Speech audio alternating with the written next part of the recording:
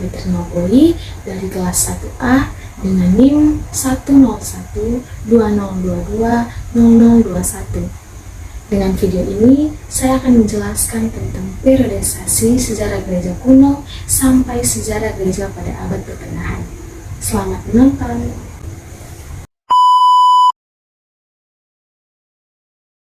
Sejarah gereja dimulai dengan didirikan jemaat-jemaat yang pertama sekitar tahun 30. Sebagai titik balik kemudian ditunjukkan oleh tahun 590 dan tahun 1517. Sampai abad ke-6, gereja pada umumnya berada di dalam lingkungan Kekaisaran Roma.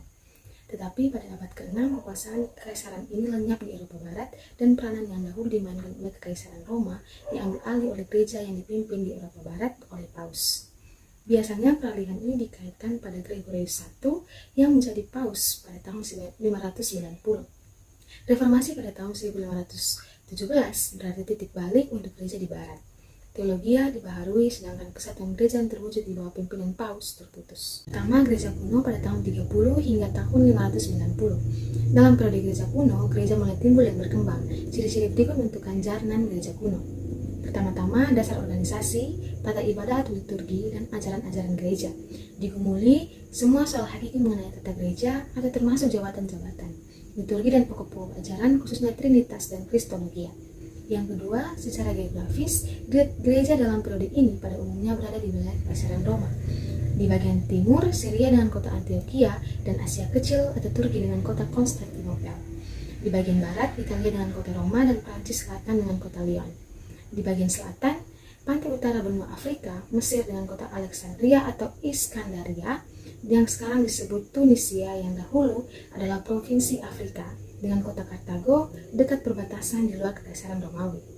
Di bagian timur dapat disebut Persia atau Iran dan Irak sekarang, dan Hindia Selatan, sedangkan di bagian selatan, Mesir terdapat Ethiopia. Kebudayaan di mana gereja lahir dan berkembang adalah kebudayaan Helenisme. Helenisme pada dasarnya adalah kebudayaan Yunani yang disebarkan di seluruh wilayah Kekaisaran Romawi, khususnya di bagian timur.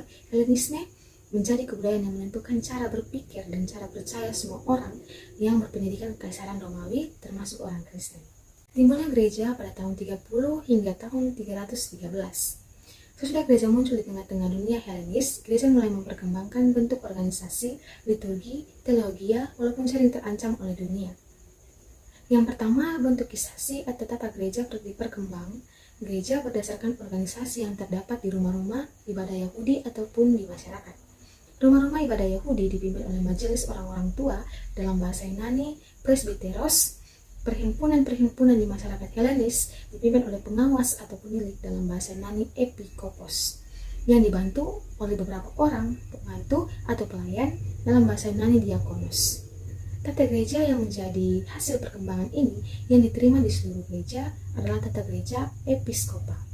Dibedakan 3 jabatan, yakni uskup atau episkopos, presbiteros, dan diakonos yang merupakan suatu hierarki atau susunan tingkatan pangkat. Uskup lebih tinggi dari presbiteros, dua-duanya lebih tinggi dari diakonos. Setiap jemaat atau gereja dipimpin oleh satu episkopos yang dipilih di antara para presbiteros. Tugas episkopos adalah mengatur kehidupan jemaat, memimpin ibadah dan melayani sakramen-sakramen. Di bawah pimpinan uskup bekerja para presbiteros yang turut memimpin jemaat dan melayani sakramen. Di kemudian hari, waktu jemaat-jemaat menjadi lebih besar. Kepada presbiteros dipercayakan pimpinan bagian-bagian jemaat yang lebih kecil atau paroki. Oleh karena pekerjaan penatua atau tua-tua di Indonesia ditentukan oleh perkembangan sesudah reformasi, maka sebaiknya lah istilah presbiteros dalam gereja kuno diterjemahkan dengan iman yang berasal dari kata presbiteros ini. Uskup dan iman dibantu oleh para diakonos yang mempunyai tugas rangkap. Dalam ibadah mereka melayankan, khususnya dengan pemberitaan firman dan pada meja perjamuan kudus. Mereka memberikan diakonia, pelayanan kepada orang sakit dan miskin.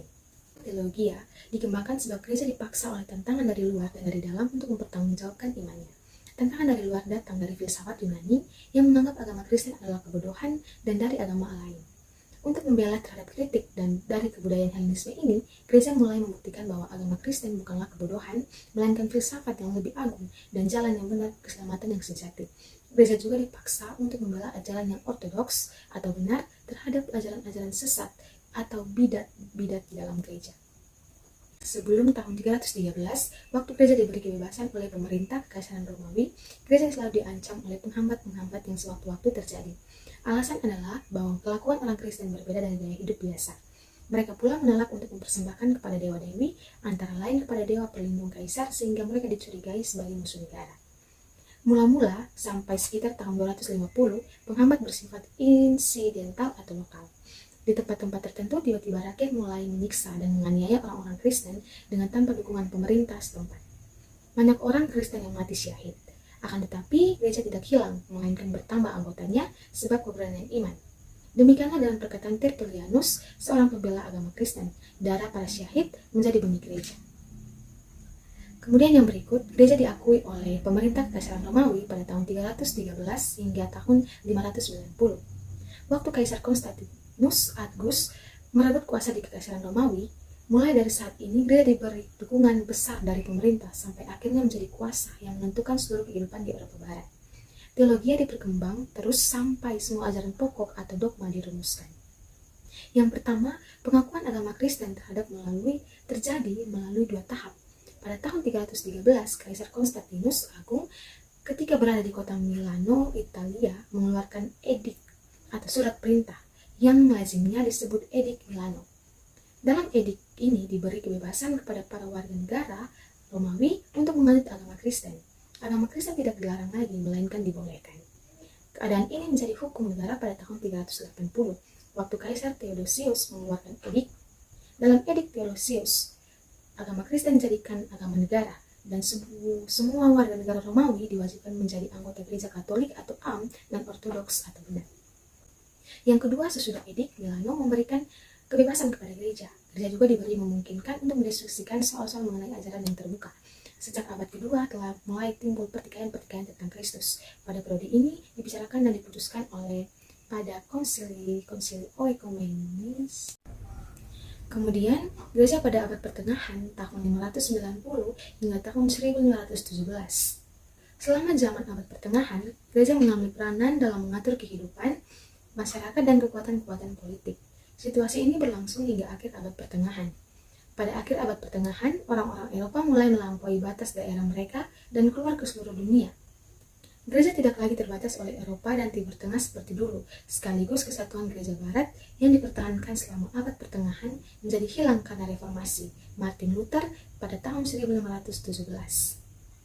Yang pertama, awal abad pertengahan tahun 590 hingga tahun 910. Pada awal abad pertengahan, agama Kristen mulai disebar ke utara dan timur laut benua Eropa. Sedangkan di Timur Tengah dan Afrika Utara, gereja diancam oleh serbuan pihak Islam. Oleh sebab itu, gereja di barat dan gereja di timur mulai menjalankan sejarahnya masing-masing secara tersembunyi. Yang pertama, Paus Gregorius Agung sendiri mengabarkan Injil ke Inggris. Dari sana, Injil dibawa ke suku-suku Jerman di Eropa Utara. Kemudian suku-suku Slavia di Eropa Tengah dan Timur Laut. Sampai akhir periode ini, bangsa di Eropa dikristenkan. Sekitar tahun 1000, proses mengkristenkan seluruh Eropa dan Rusia selesai. Yang kedua, ancaman dari pihak Islam sangat terasa oleh gereja, terutama gereja di Kekaisaran Romawi Timur. Banyak daerah Kristen diserak tentang Islam, juga gereja di Eropa Barat diancam, sebab Islam menyerbu semenanjung Liberia atau Spanyol dan Portugal.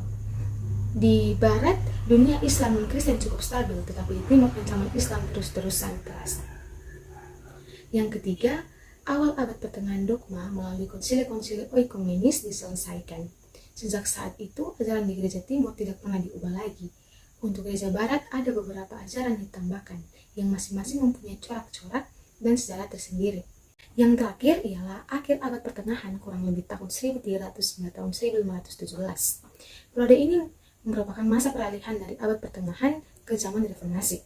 Yang pertama, sudah Paus Bonifatius VIII atau kurang lebih tahun 1300, kepausan dikuasai Raja Prancis. Kepausan mengalami krisis besar pada tahun 1309. Paus berpindah ke kota Avignon di Prancis. Mulailah apa yang disebut pembuangan kepausan ke Babylon, yang berlangsung sampai tahun 1377.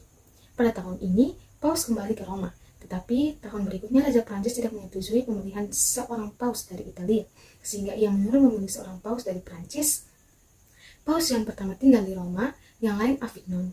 Demikianlah mulai perpecahan Gereja Katolik Roma yang biasa disebut skisma Barat pada tahun 1378 hingga tahun 1415.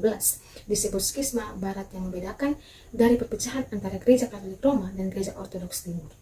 Krisis kepausan menjadi lebih parah karena sebelumnya hanya ada satu paus, sekarang dua, satu di Roma dan satu di Avignon, dengan negara-negara yang mendukungnya.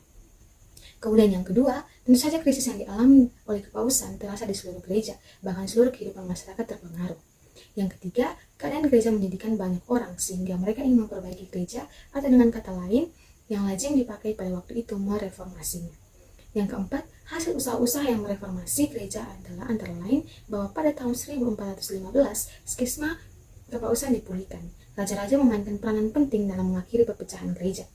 Dan yang terakhir, akibat perkembangan ini dimulailah suatu pembaruan kebudayaan yang disebut Renaissance atau kelahiran kembali, maksudnya kelahiran kembali kebudayaan, khususnya kebudayaan Yunani dan Romawi.